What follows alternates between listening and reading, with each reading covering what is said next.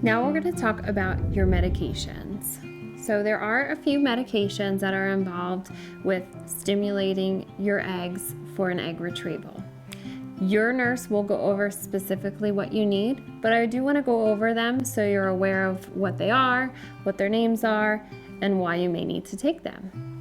The first medication that you may or may not be on is a birth control pill, and you may be wondering, why would I be on a pill before I start my IVF cycle?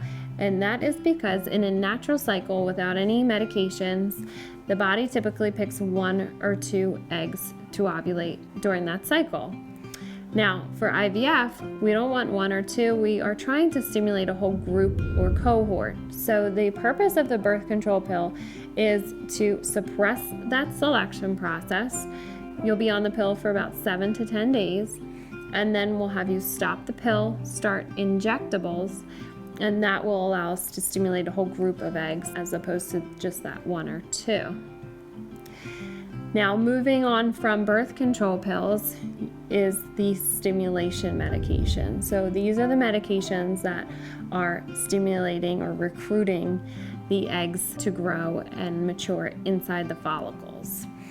Now, here you can see we have pictures of ovaries. Now, these ovaries, at the beginning, you can see it says baseline, the baseline ovary. The follicles are small. They're about 10 millimeters or below, and that's at the beginning of a cycle. Now, in the middle, you can see that the follicles are starting to grow.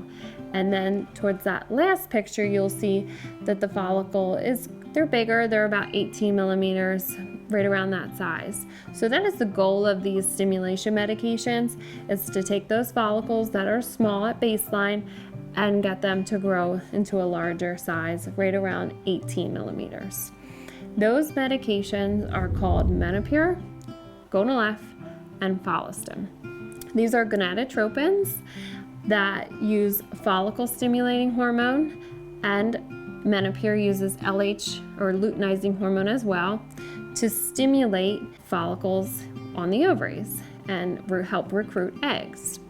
Now, these medications are subcutaneous, so that means that they need to be injected in the abdomen area.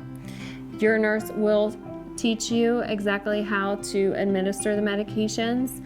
We'll also provide you with videos so you can reference those videos at any point throughout your cycle. And then at any of your appointments, if you need in-person instruction, just let us know, and we'd be happy to sit with you and review those instructions in the office.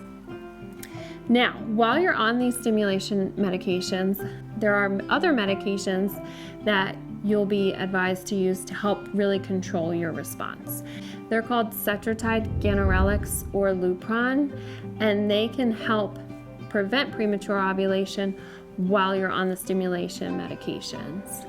There will come to a point when your follicles are in that 18 millimeter range, and your doctor will let you know that you are ready for your trigger shot. So what does that mean? It means that you need to take 1 or 2 more last shots, and they need to be taken 36 hours before your egg retrieval. Now, this medication will be in the evening, just like the others. It will be subcutaneous in the stomach, just like the others. We will give you a specific time to take it.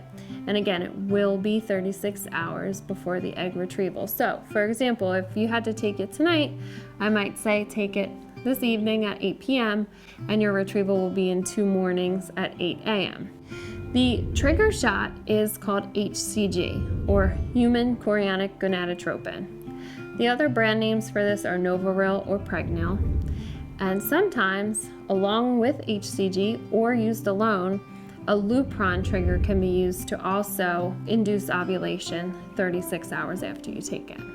Now, once you take your trigger shot, you're ready to move on to your retrieval cycle. So tune into your next video and we'll talk all about your egg retrieval.